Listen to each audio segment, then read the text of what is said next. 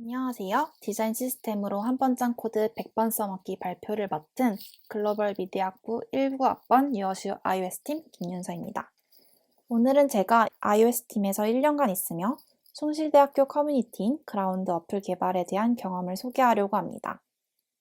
iOS 개발을 시작하면 스토리보드라는 것을 마주하게 될 것입니다. 스토리보드를 이용하게 되면 보시는 것과 같이 앱의 직관적인 흐름을 파악할 수 있고 세부적인 코드들은 몰라도 오브젝트들을 마우스를 이용해 간단한 배치만으로도 화면을 구성할 수 있습니다. 그러나 현재 유어슈 iOS 팀은 스토리보드 대신 코드베이스를 택하여 화면을 만들고 있으며 기존 그라운드에서 스토리보드로 짜여진 화면들은 모두 코드베이스로 전환하여 리팩토링 되어 있는 상태입니다. 그렇다면 어느 문제 때문에 소개드린 스토리보드의 장점을 포기하고 스토리보드 기반이 아닌 코드베이스를 택하여 화면을 만들기 시작했을까요? 첫 번째는 앱의 생산성 문제입니다. 그라운드는 숭실대학교 학생들을 위한 커뮤니티 어플입니다. 커뮤니티 어플인 만큼 앱의 구성이 결코 간단하지 않습니다. 이 말은 즉슨 화면의 개수가 많고 복잡하게 구성이 되어 있을 확률이 높다는 뜻입니다. 따라서 초기 그라운드를 본다면 스토리보드의 개수가 상당히 많은데요. 어플의 복잡도가 올라갈수록 화면의 개수 또한 많아지고 화면의 개수가 많아지면 스토리보드의 파일 수도 늘어나게 되며 파일이 무거워짐에 따라 어플이 빌드되는 시간도 늘어나게 됩니다. 두 번째는 협업에 대한 효율성을 높이기 위함입니다. 스토리보드는 사실 읽기 어려운 XML 파일로 구성이 되어 있으며 여러 팀원이 동시에 스토리보드를 건드려 컨플릭이 발생했다면 해결하기 어려운 상황에 빠질 수도 있습니다. 그리고 저희 유어슈 iOS 팀이 코드베이스를 택한 이유 중 가장 큰 이유는 뷰의 재사용성 때문입니다. 왼쪽 화면을 보시면 스토리보드로 짜여진 화면이 있습니다. 스토리보드로 레이아웃을 잡게 되면 파란 선으로 표시된 부분과 같이 모든 객체의 위치를 잡아주게 됩니다. 여기서 왼쪽과 오른쪽의 간격을 10에서 20으로 넓혀달라는 요청을 받았다고 합시다. 지금 보이는 화면에서도 간격을 조정해줘야 하는 객체들이 많은데 만약 앱 전체의 왼쪽과 오른쪽 간격을 일괄적으로 수정해달라는 요청을 받았다면 어떻게 해야 할까요? 스토리보드를 사용했다면 하나하나 수정해줘야 하지만 코드베이스를 택했다면 약속해 두었던 변수의 값을 조정해주기만 하면 간단하게 해결될 수 있습니다. 다른 예시로 그라운드에 사용되고 있는 버튼들을 봅시다. 여기 4종류의 버튼들이 있습니다. 과연 이 버튼들이 모두 다른 객체일까요? 디자이너가 그라운드에 있는 모든 버튼의 모서리를 10만큼만 더 깎아달라는 요청을 했다고 합시다. 그러면 우리는 그라운드에 있는 수십 개의 버튼을 하나하나 깎아줘야 할까요? 색상이나 폰트를 변경해달라는 요청이 들어왔다면 스토리보드의 위치에 있는 버튼을 찾아가 색상과 폰트를 하나하나 변경해 주어야 할까요? 이처럼 뷰 컨트롤러와 스토리보드에서 객체를 관리하게 된다면 UI 간의 의존도가 높아져 디자인 변경 사항을 반영하기 수고스러워집니다. 그렇다면 스토리보드 대신 코드로 화면을 만들었다면 어땠을까요? 아래는 코드로만 구성한 버튼의 모습입니다. 버튼의 모양을 지정해주고 버튼의 상태에 따른 색상을 지정해주고 있죠. 이를 클래스로 그대로 옮겨와 그라운드에서 사용되고 있는 버튼들을 일괄적으로 관리해봅시다. 두 종류의 버튼은 색상만 다르지 모양과 역할이 같으므로 같은 클래스로 묶어 한 객체에서 관리하도록 하였습니다. 클래스 내부에서 공통 속성은 공통적으로 정의를 하고 조건문을 통해 개별 속성을 정의하였습니다. 이제 버튼에 대한 변경사항이 생긴다면 그라운드 UI 버튼이라는 객체에서 일부 값만 수정해주면 됩니다. 그라운드에서는 dan이라는 라이브러리를 사용하여 인스턴스를 생성해주고 있습니다. 왼쪽과 같은 코드를 오른쪽처럼 간결하게 만들어줄 수 있죠. dan이란 클로저를 통해 인스턴스를 생성할 때 원하는 처리를 도와주는 라이브러리인데 인스턴스를 생성하는 코드가 간결해진다고 이해하시면 될 것 같습니다. 왼쪽과 같은 코드 베이스로 만든 버튼을 그라운드 UI 버튼과 dan의 사용으로 오른쪽과 같이 간결하고 디자인 변경 사항에 유연한 코드가 되었습니다. 이렇게 만든 객체들을 스냅킷이라는 라이브러리를 이용하여 뷰에 배치하고 있습니다. 스낵킷은 코드 베이스로 뷰를 짤 때 도와주는 라이브러리로 오토 레이아웃을 보다 편하게 잡을 수 있도록 도와줍니다. 화면에 필요한 객체들을 올려준 뒤에 오토 레이아웃을 코드로 잡아주면 뷰의 구성이 완료됩니다. 스토리보드 대신 코드 베이스를 택하여 디자인 변경 사항에 유연한 코드를 만들 수 있게 되었고, 컴플릭이 나도 XML이 아니기 때문에 두렵지 않은 협업 환경을 구성할 수 있게 되었으며, 뷰의 컴포넌트화로 재사용성을 높일 수 있게 되었습니다. 이런 식으로 iOS 팀끼리는 약속이 되었지만 디자이너와 안드로이드, 웹과의 공통된 약속은 아니기에 협업 시 여전히 문제가 있었습니다. 그래서 다른 팀과의 공통된 약속을 만들었습니다. 바로 디자인 시스템이라고 부르는 체계입니다. 윤서님에 이어 디자인 시스템을 소개해 드릴 컴퓨터학부 19학번 유어슈 iOS 팀 김봉균입니다. 앞서 윤서님이 간략히 소개해 주셨지만 더 자세히 디자인 시스템이 필요한 이유를 설명드리겠습니다. 먼저 디자인 시스템이 없을 때의 상황입니다. 비슷해 보이는 버튼이지만 모두 미세하게 모양이 조금씩 다릅니다.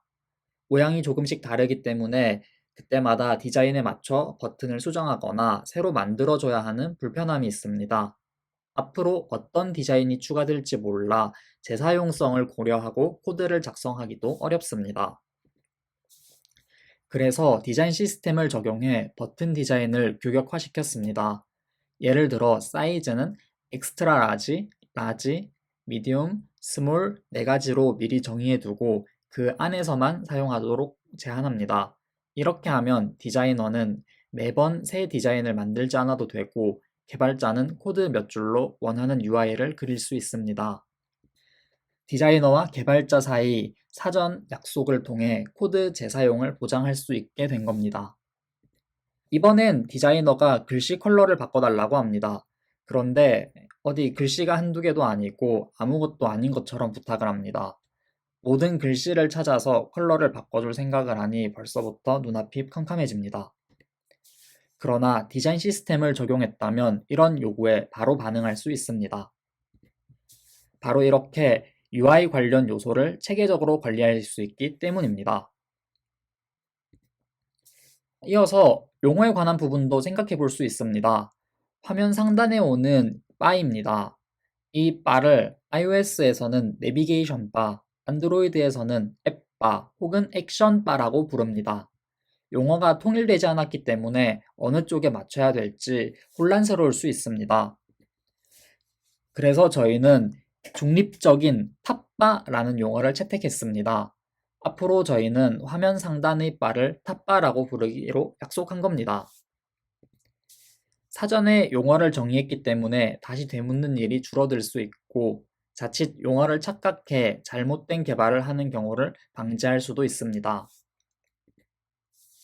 그럼 디자인 시스템은 어떤 구조로 이루어져 있을까요? 유어슈의 디자인 시스템은 크게 3단계로 나뉘어져 있습니다. 파운데이션은 컬러, 아이콘 리소스, 폰트 등 가장 기본적인 것들을 담고 있습니다. 아톰은 파운데이션을 조합해 만들어진 단위입니다. 버튼처럼 재사용이 용이한 것들이 주로 있습니다. 컴포넌트는 파운데이션과 아톰을 조합해 만들어진 단위입니다. 예를 들어 버튼 2개와 라벨 하나가 모여 탑바를 이루고 있습니다. 보다 더 자세한 내용은 디자이너가 소개하는 YDS 세션에서 확인할 수 있습니다. 영상 아래의 설명란에 있는 YDS 세션 디자이너 편을 참고해 주세요. 이제 앞서 소개한 구조로 큰 틀을 잡았으니 이제 디자인 시스템을 어떻게 만드는지 살펴보겠습니다. 먼저 버튼을 만든다고 생각해 볼 수 있습니다. 디자이너가 보이는 것처럼 버튼을 만들어 왔습니다. 버튼의 상태가 총 3가지가 있고 구조가 괜찮을지 개발자에게 검토 요청을 합니다. 개발자는 이를 보고 어떻게 해야 코드가 더 깔끔해질 수 있을지 고민해 봅니다. 이 경우에는 열거형으로 3개의 상태를 가지기보다는 각각의 불린 변수로 상태를 관리하기로 했습니다. 이렇게 스펙에 관한 논의가 끝이 나면 디자이너가 최종으로 정리된 스펙을 문서화한 후 디자인 툴인 피그마로 디자인 시안을 문서 툴인 노션으로 상세 스펙을 기록해서 전달합니다. 개발자는 최종 정리된 스펙에 맞춰 코드를 작성합니다. 그리고 해당 코드를 사용할 다른 개발자를 위해 문서를 작성하고 코드를 이대로 머지하면 괜찮을지 팀원의 동의를 받기 위해 풀 리퀘스트를 날립니다. 이때 iOS 팀의 경우 다른 팀원 2명 이상의 동의가 있으면 작업이 끝이 납니다. 이렇게 메인 브랜치의 결과물을 머지한 후 GitHub에서 릴리즈 버튼을 눌러줍니다. 그럼 위와 같이 엑스코드에서 몇 번의 클릭으로 디자인 시스템 모듈을 가져다 쓸 수 있게 됩니다. 기존에 이미 모듈을 사용하고 있었다면 업데이트 패키지 버튼을 누르기만 하면 새 버전으로 업데이트 됩니다.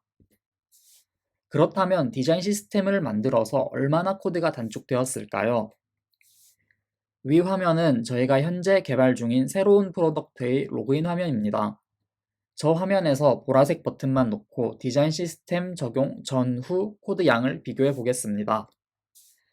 실제 코드를 이용해서 보여드린다면 전후 비교가 명확하고 훨씬 깔끔해지지만 영상에 코드를 담기엔 무리가 있어 단순히 논리적으로만 비교해 보겠습니다. 먼저 디자인 시스템이 없다면 크기에 관한 제약을 2줄 혹은 그 이상 작성해줘야 하지만 디자인 시스템이 있기 때문에 size equal large 한 줄로 크기에 관한 모든 코드가 요약됩니다. 컬러의 경우도 기본 상태와 눌렀을 때를 모두 만들어줘야 하고 글씨 컬러도 설정해줘야 합니다. 하지만 디자인 시스템이 있다면 type equal field 한 줄로 해결됩니다.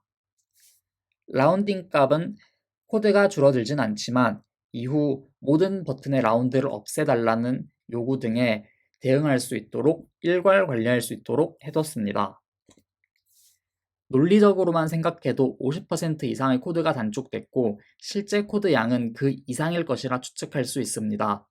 또한 매번 원하는 속성을 찾기 위해 공식 문서를 보거나 구글링할 시간을 단축할 수 있습니다. 그런데 이런 시스템에는 한 가지 문제가 있습니다. 어떤 속성이 있는지 모두 외우고 있다면 금방 사용할 수 있겠지만 어떤 속성이 있는지 모른다면 오히려 더 사용하기 힘들어질 수도 있습니다. 저희는 그걸 해결하기 위해 손으로 직접 만져볼 수 있는 샘플 어플리케이션을 만들었습니다. 프론트엔드의 경우 스토리북이라는 관리 도구가 있어 컴포넌트의 속성을 바꿔가며 직접 만져볼 수 있는데 저희는 이와 비슷한 역할을 하는 어플리케이션을 직접 만들었습니다. 영상에서 보실 수 있는 것처럼 글씨를 바꿀 수도 있고 아이콘을 바꿔볼 수도 있고 버튼을 직접 눌러볼 수도 있습니다. 버튼뿐만 아니라 모든 컴포넌트에 위와 같은 기능을 제공합니다. 이 어플리케이션은 테스트 플라이트를 이용해 배포되어 간편하게 설치해서 확인할 수 있습니다. 그런데 여기서 또 문제가 생깁니다. 샘플 어플리케이션이 생긴 건 좋은데 디자인 시스템을 업데이트할 때마다 매번 어플리케이션 역시 새 버전을 배포해줘야 한다는 점입니다. 게다가 디자인 시스템은 잦은 변화에 유연하게 대응하기 위해 고안됐기 때문에 업데이트가 매우 잦은 편입니다. 저희는 이 문제를 해결하기 위해 GitHub 액션을 도입했습니다. GitHub 액션을 이용하면 GitHub 레포에서 릴리즈 버튼을 누르자마자 샘플 어플리케이션이 자동으로 빌드가 되고 앱스토어 커넥트에 바로 업로드까지 해줍니다. 결국 개발자는 GitHub 레포에서 릴리즈 버튼만 누르면 자동으로 라이브러리도 샘플 어플리케이션도 배포가 이루어지는 셈입니다. 네, 이건 정말 어썸하고 고저스한 일입니다. 어떻게 보면 코드 작성하는 시간을 줄이기 위해 잡다한 일에 낭비되는 시간을 줄이기 위해 많은 부분을 체계화 그리고 자동화한 셈이 되는 겁니다. 이제 이렇게 열심히 디자인 시스템을 만들었으니 한번 써봐야겠지요. 현재 저희는 학교 공지사항을 보여준 어플인 노티슈의 새 버전을 준비 중인데 이 버전에 디자인 시스템을 적용하고 있습니다. 보시는 것과 같이 공지 목록 화면의 경우 디자인 시스템을 적용해 이전보다 훨씬 디자인이 깔끔해졌습니다. 시인성도 더 좋아졌습니다. 노티슈 버전 2를 준비하는 동안 UI에 많은 변화가 있었지만 디자인 시스템을 이용했기 때문에 디자인 작업에는 단 2시간밖에 걸리지 않았고 개발 과정에서도 UI 작성보다 로직 작성에 집중할 수 있었습니다. 현재 노티슈 신버전은 개발 마무리 단계에 있으며 모든 작업이 끝나는 대로 업데이트가 있을 예정입니다. 이번 세션을 봐주신 분들이 참고하면 좋을 자료를 공유해드리며 세션을 마치려 합니다. 우선 교과서와 같은 애플의 휴먼 인터페이스 가이드라인과 구글의 머티리얼 디자인이 있습니다. 이 두 가이드라인은 꼭 디자인 시스템을 만들고자 하는 게 아니더라도 네이티브 어플리케이션 개발자라면 반드시 참고해야 하는 자료입니다. 그리고 몇몇 기업에서 만든 디자인 시스템도 함께 보시면 좋습니다. 뱅크샐러드의 뱅크샐러드 프로덕트 랭귀지, 소카의 소카 프레임, 토스의 토스 디자인 시스템 이렇게 세 자료가 국내에서는 참고해 볼 만한 자료입니다. 각 자료에 대한 링크는 이 영상의 설명란에 있으니 관심 있으신 분들은 참고해 보시길 추천드립니다. 여기까지 디자인 시스템으로 한 번 짠 코드 100번 써먹기 세션이었습니다. 영상 시청해 주셔서 감사합니다.